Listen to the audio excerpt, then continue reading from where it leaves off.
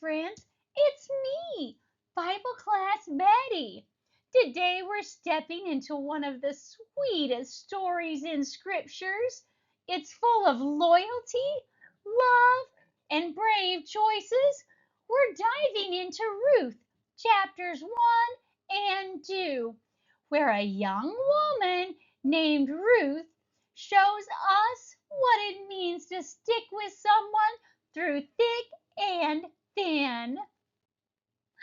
Now, before we dive into today's lesson, we're going to need to take a moment to look at our vocabulary. You see, the Bible uses words that we might not hear much anymore, or sometimes they mean something quite different than what we're used to. So let's make sure we understand them first. That way the message will be even clearer. Let's get started. Calamity. Calamity. Why, a calamity means a very sad or terrible event that causes a lot of trouble and pain, distress, suffering. Calamity. Ephah. Ephah. Why, ephah means a big basketful, like of grain or wheat or barley. When you read ephah, think of a heaping amount, generous. Why, it's bigger than, well, 6 gallons of milk. Our next word is famine. A famine? Why, you probably know that. It's an extreme shortage of food. Glean. Why, glean means to gather grain or produce left over by reapers. Well, then we should know what a reaper is, shouldn't we?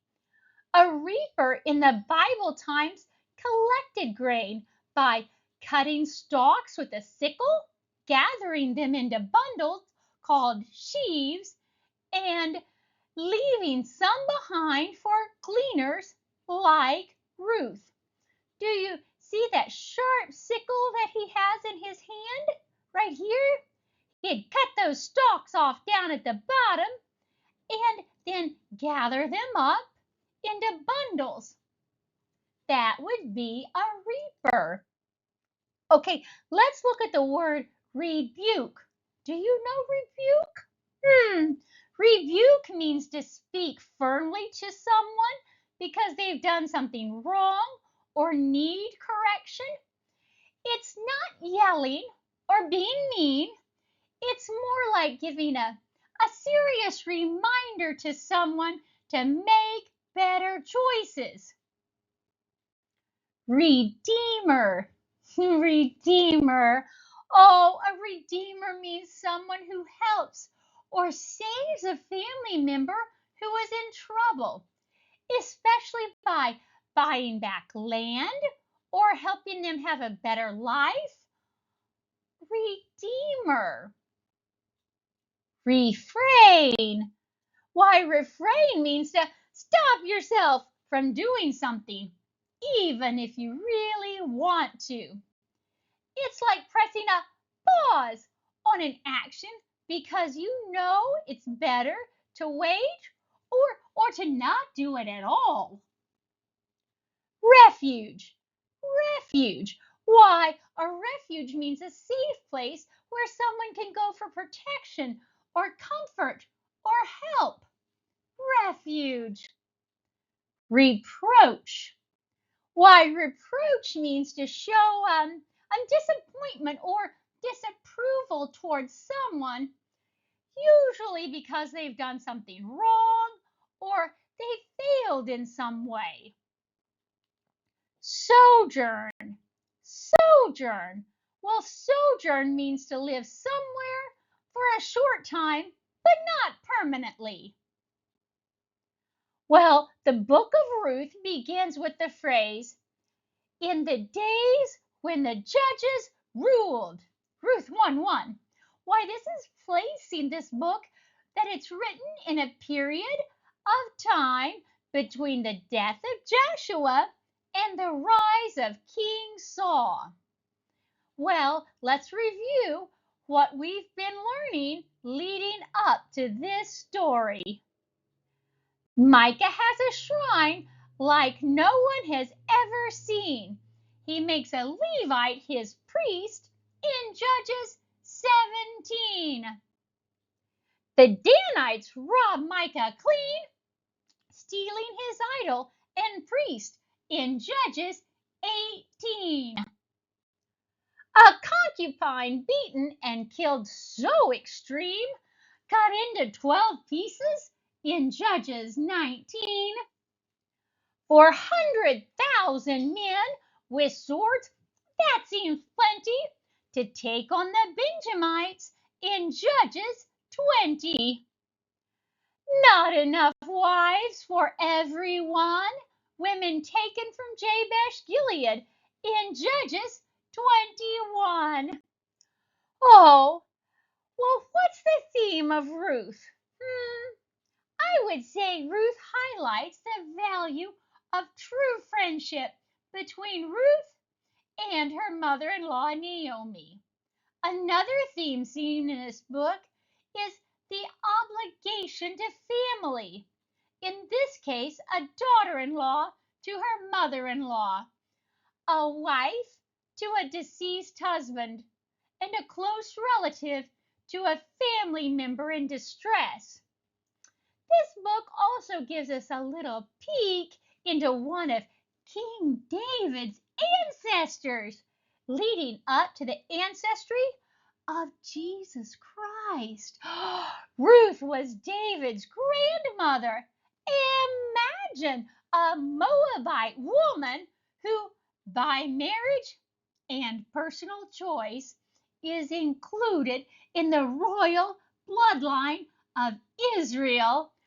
Oh, this is a story where loyalty, love, and bold decisions shine through even the darkest days. Ruth chapters 1 and 2 introduce us to a young woman who chooses faith over fear and kindness over comfort, setting the stage for one of the Bible's most beautiful redemptive journeys. Well, where does this lesson take place? Elimelech was originally from Bethlehem. That's Naomi's husband. But he moved his family to Moab due to the famine. Naomi and Ruth returned to Bethlehem after the famine. So do you see right here? We've got Bethlehem and Elimelech, and Naomi went to Moab to live because of the famine. And then when Naomi hears there's food back in Bethlehem, they're going to travel back across the Jordan River into Bethlehem. Well, who will we meet in chapter 1? Well, we're going to meet Elimelech, who was a man from the tribe of Benjamin and who moved his family to Moab. We'll also meet his wife Naomi. We'll meet Mahlon and Chilion, the sons of Elimelech and Naomi. And then last, we'll meet Ruth and Orpah. Orpah, they were both Moabite women who married Naomi's 2 sons. Open your Bibles up to Ruth chapter 1. The book of Ruth follows some of the most important events in the life of this young Moabite woman named Ruth. It's nice to follow up the book of Judges in contrast to the disobedience of the bloodline of those judges. Ruth is a very positive, even heartwarming story about ordinary people. Remember, this is still taking place during the time of the judges, but I'm glad we get this story of some people got it right. Not everybody in Israel had lost their mind and stopped following God. You ready to read chapter 1? Well, look at my Bible, my friends. Why, you see lots of different colors. They're there to help you understand what you're reading. If you see words in blue, that's people. And those words in green, they point out places or cities. Those words that you'll find later highlighted in yellow, well, that's someone speaking. And if we see words in red, that's God talking. Isn't that special? Now that you know what to look for, let's begin reading verse 1 together. Naomi, widowed. In the days when the judges ruled, there was a famine in the land, and a man of Bethlehem in Judah went to sojourn to the country of Moab, he and his wife and his 2 sons. The name of the man was Elimelech, and the name of his wife Naomi. And the names of his 2 sons were Mahlon and Chilion. They were Ephrathites from Bethlehem in Judah. They went to the country of Moab, you know, the Moabites, and remained there. But Elimelech, the husband of Naomi, died, and she was left there with her 2 sons. Why, they took Moabite wives. The name of one was Orpah, and the name of the other Ruth. They lived there about 10 years. Both Mahlon and Chilion died, so that the woman was left behind without her 2 sons or her husband. Oh, the famine that's mentioned here focuses on this man from Judah, Elimelech. And to go to the country of Moab, oh my, the Moabites, remember, were the descendants of Moab, the sons of Lot. The Israelites were descendants of Abraham, Lot's uncle, Isaac and Jacob, whose name was later changed to Israel. Now, Elimelech would die, and so would his 2 sons, Mahlon and Chilion. This would leave Elimelech's widow, Naomi, living in a foreign land with no one left to take care of her. Why, in that culture, a widow would have no way to provide for herself. Oh, what a sad situation.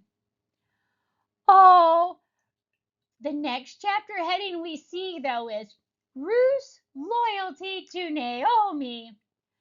Then she arose with her daughters-in-law to return from the country of Moab, for she had heard that in the fields of Moab that the Lord had visited his people and given them food. So she set out from the place where she had lived with her 2 daughters-in-law, and they went on the way to return to the land of Judah. Oh, I love the phrasing in verse 6 that the Lord visited his people. He is seen providing for those he loves. Oh, in response to the rumor of improved conditions in her homeland, oh, Naomi prepares to travel back to the land of Judah. Naomi's family lived among the Moabites for 10 years. Oh, but did you know when she gets back to Judah, God's law had already made provision for women like Naomi who didn't have a husband or sons? God, in his wisdom, would have already provided for Ruth. She just needed to get back to her home country. Well, verse 8 says, but Naomi said to her 2 daughters-in-law, remember, Ruth and, that's right, Orpah, go, return each of you to your mother's house. May the Lord deal kindly with you as you have dealt with the dead and with me.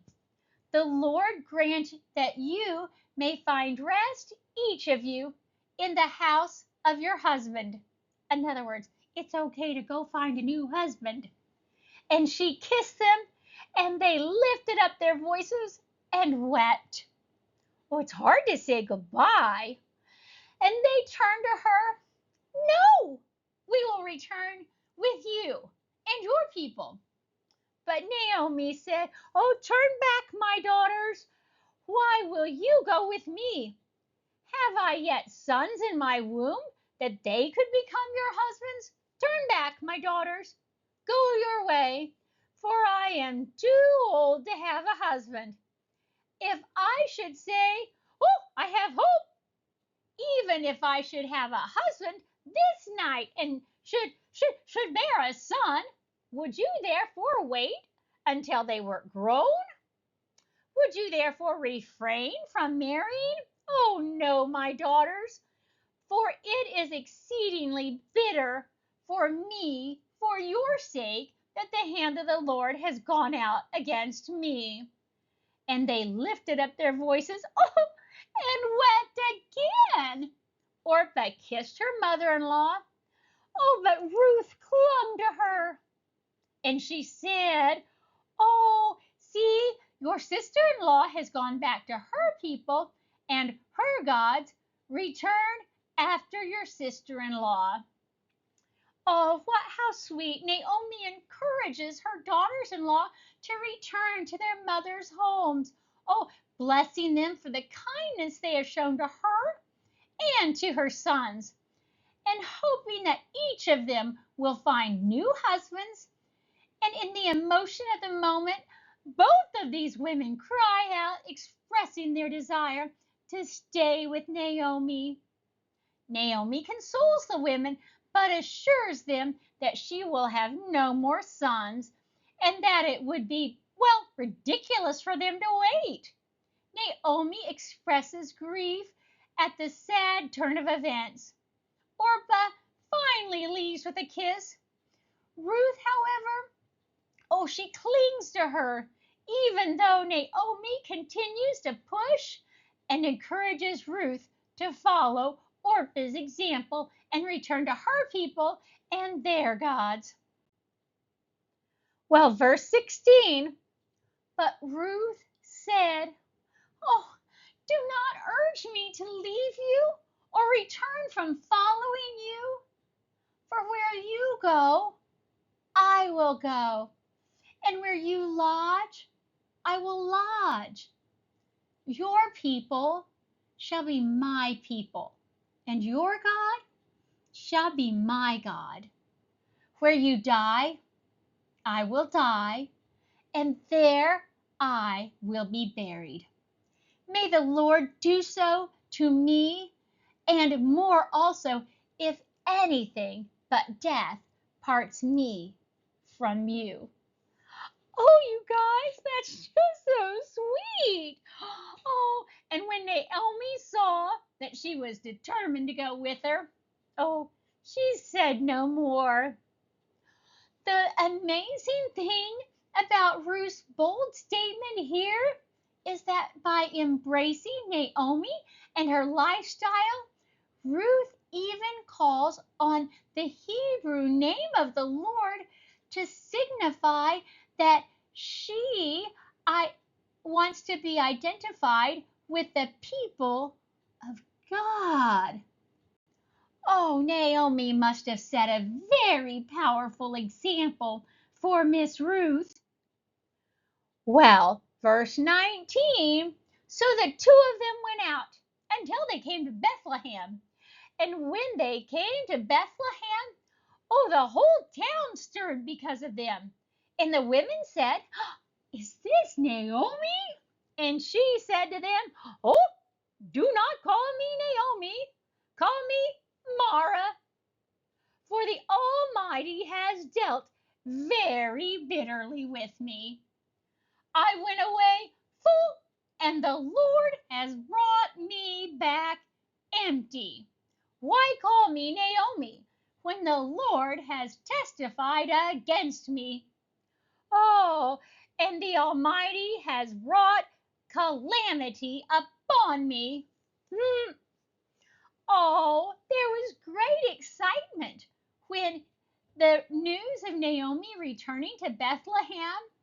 However, in the passing of the 10 years, the loss of her family, that long travel from Moab has drastically altered Miss Naomi's appearance.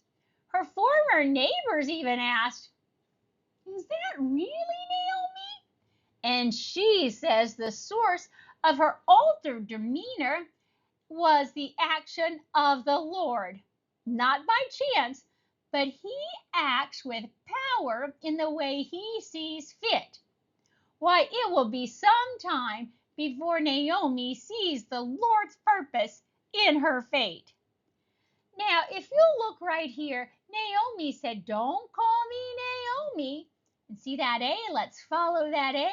Naomi means pleasant. They used to call her pleasant. But she says, "Now call me Mara." And that's the B. So let's come down here to the B. Mara means bitter. She went from pleasant to bitter. Oh, I hope this story gets a little better, you guys. So Naomi returned, and Ruth the Moabite, her daughter-in-law, with her, who returned from the country of Moab. And they came to Bethlehem at the beginning of the barley harvest. Now Naomi had a relative of her husband's, a worthy man of the clan of Elimelech, whose name was Boaz. Why, Naomi and Ruth arrived in Bethlehem just before the beginning of the barley harvest. No more famine. At the beginning of chapter 2, we meet Boaz and are introduced to him as a relative of Naomi's husband. We won't know how close of a relative he is until later. Oh, I hope there's a fun rhyme for chapter 1. Naomi's husband is dead, and both of her sons. In Moab alone begins Ruth chapter 1. Well, chapter 2, it continues the story. It mentions that barley harvest and a wheat harvest in Israel. Barley and wheat were planted in the autumn and ripened in the spring. Barley ripened faster and was ready to harvest around, April. Wheat was typically harvested in May. Now, this first chapter of Naomi and Ruth moved to Bethlehem after living in Moab. Ruth and Boaz are gonna meet in a field near Bethlehem. Let's keep reading. Ruth, the Moabite, said to Naomi, "Let me find favor in a field and glean among the ears after him in whose eyes I shall find favor." And she, Naomi, said to Ruth, "Go, my daughter." So Ruth set out and went and gleaned in the field after the reapers. You know, the guys with the sickles? Yeah. And she happened to come to the part of the field that belonged to Boaz, who was of the clan of Elimelech. Well, Ruth was not afraid of hard work. Why, she'd already walked all the way from Moab back to Bethlehem, and she happened to come up to a part of a field that belonged to Boaz. I don't really think that was an accident. I think it was providential. Now, glean was a way that God provided for the poor. Landowners were instructed by law, God's law, not to gather the wheat or the harvest from the edges of their property, and not to go over their fields a second time to pick up whatever they dropped. They were supposed to leave that for the poor to come through so they too would have food. Well, that's providential too, isn't it? And behold, Boaz came from Bethlehem, and he said to the reaper, "The Lord be with you." And they answered, "The Lord bless you." And Boaz said to his young man who was in charge of the reapers, "Whose young woman is this?" And the servant who was in charge of the reapers answered, "Oh, she's the young Moabite woman who came back with Naomi from the country of Moab. Why, she said, 'Please let me glean and gather among the sheaves after the reapers.' So she came, and she's continued from early in the morning until now, except for a short rest." Well, we first meet Boaz when he greets his workers in the name of the Lord. Boaz immediately asks his foreman about the new girl and is told of her willingness to work and that she's only taken a very small rest. Then Boaz said to Ruth, "Now, listen, my daughter. Do not go and glean in another field or leave this one, but keep close to my young women. Let your eyes be on the field that they are reaping, and go after them. Have I not charged the young men not to touch you? And when you are thirsty, go to the vessels and drink what the young men have drawn." Oh, Boaz is aware that there could be danger in a young woman working in the company of hired field laborers and takes steps to ensure her safety. Boaz refers to her as "my daughter," indicating that he may be older than Ruth. Then she fell on her face, bowing to the ground, and said to him, "Why have I found favor in your eyes that you should take notice of me, since I'm a foreigner?" But Boaz answered her, "Oh, all that you have done for your mother-in-law since the death of your husband has been fully told to me, and how you left your father and your mother, and your native land, to come to a people that you didn't even know before. Oh, the Lord repay you for what you have done, and a full reward be given to you by the Lord, the God of Israel, under whose wings you have come to take refuge." Oh, then she said, "I have found favor in your eyes, my Lord, for you have comforted me and spoken kindly to your servant, even though I'm not even one of your servants. Oh, this is just so pretty. Oh, why, Ruth is overwhelmed by Boaz's kindness. Apparently, something about her appearance would indicate that she was, well, not an Israelite. Maybe her skin color, or her speech, or the way she dressed. But Boaz put her to ease, saying that her reputation speaks volumes about who she is. He hopes that the Lord will fully reward her for all the kindness she's shown to Naomi. Well, verse 14. And at mealtime, Boaz said to her, "Come here and eat some of the bread, and drink, and dip your morsel into the wine." So she sat beside the reapers, and he passed around the roasted grain.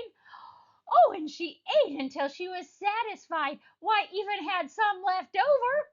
When she arose to glean, Boaz instructed his young men, saying, "Let her glean even among the sheaves. Do not reproach her. Don't get on to her. And also pull out some of the bundles for her and leave it for her to glean." Do not rebuke her. Oh, Boaz wants to share what he has with Ruth because of the reputation she has earned in caring for Naomi. Remember that at this time, Ruth does not know that Boaz is a relative of her deceased father-in-law and the and husband. Why, etiquette at that time would have required the gleaners, the poor people, not to follow too closely to the harvesters. But Boaz wants to make sure that Ruth and Naomi have plenty of food and that Ruth is safe, and instructs his laborers to allow her to glean with them and even leave a little extra out for her. And not just for her, but for Naomi. Ruth has been busy taking care of Naomi. And why this is Boaz's way of helping take care of Naomi too. Verse 17. So Ruth gleaned in the field until evening. Then she beat out what she had gleaned, which was about an ephah, remember, about 6 gallons of barley. And she took it up and went into the city. Her mother-in-law saw what she had gleaned. She also brought out and gave her what food she had left over, remember, from lunch after being satisfied. And her mother-in-law said to her, "Where did you glean today?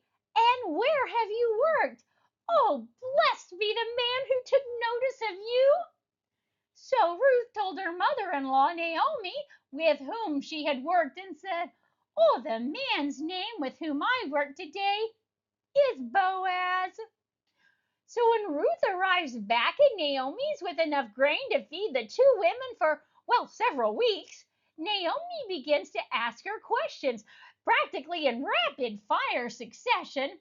Naomi offers a heartfelt blessing for whoever has shown such great kindness to her.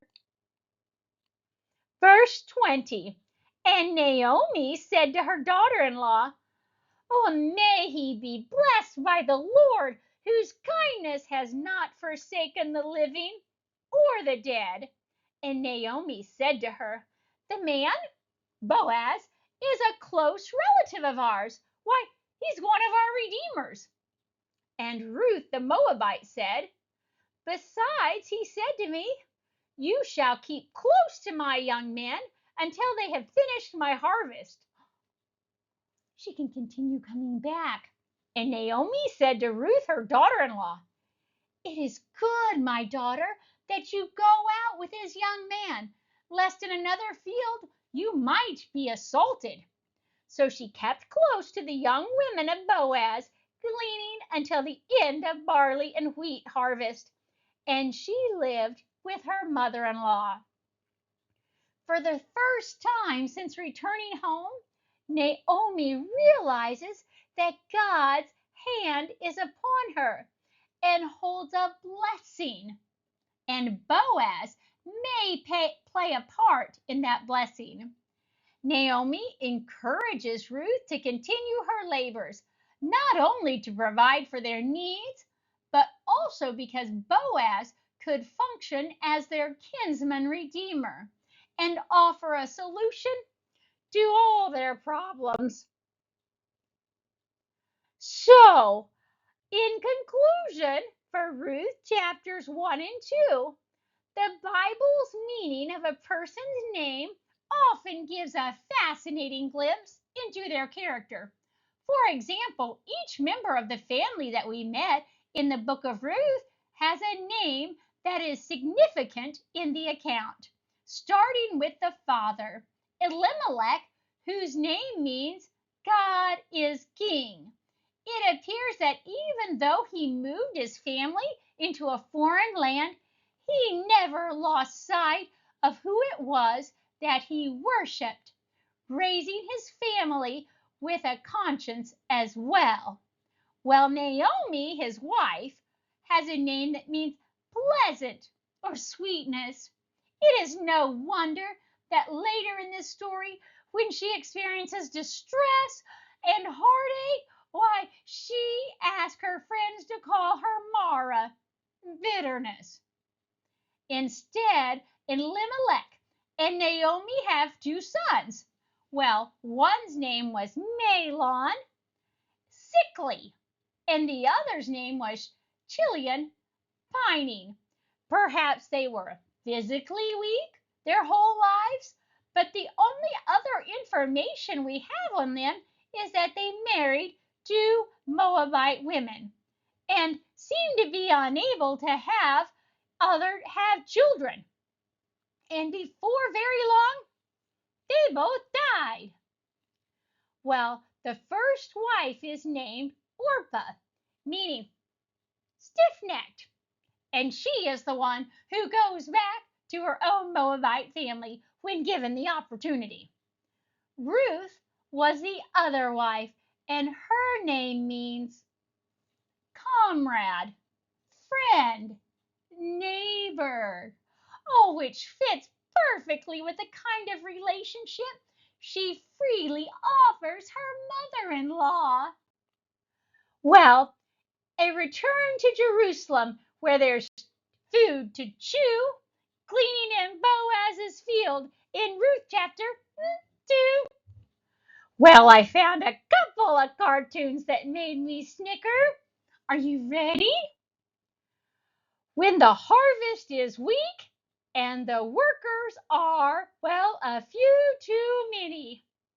Uh-oh, there doesn't seem to be food at all, does there? All right, it's just another open mic night in ancient Israel. And how about Daniel? Love the guy, swell guy, caring, considerate. Why, he's great with animals and I'm not. Lion. Hey, say, what was Naomi's daughter-in-law such a good influence on her? Why? Well, because without her, Naomi was ruthless. Well, your homework for this week is going to be the study guide questions for Judges chapters 13 and 14. Now, don't forget to review your chapter heading cards for Joshua chapters 1 through 24 and for Judges chapters 1 through 21 and add Ruth chapters 1 and 2. That's a lot, but you can do it. Ruth could have stayed in Moab. She could have gone back to her old life, but instead she said, "Where you go, I go. Your God will be my God." That's loyalty with a capital L. In chapter 2, Ruth works hard to provide for Naomi and meets a kind man named Boaz. He notices not her looks, he notices her faithfulness and shows her favor. It is the beginning of something so beautiful. Ruth's story reminds us that God sees our choices, even the quiet, faithful ones, and He blesses our hearts that trust Him, even when the road is hard.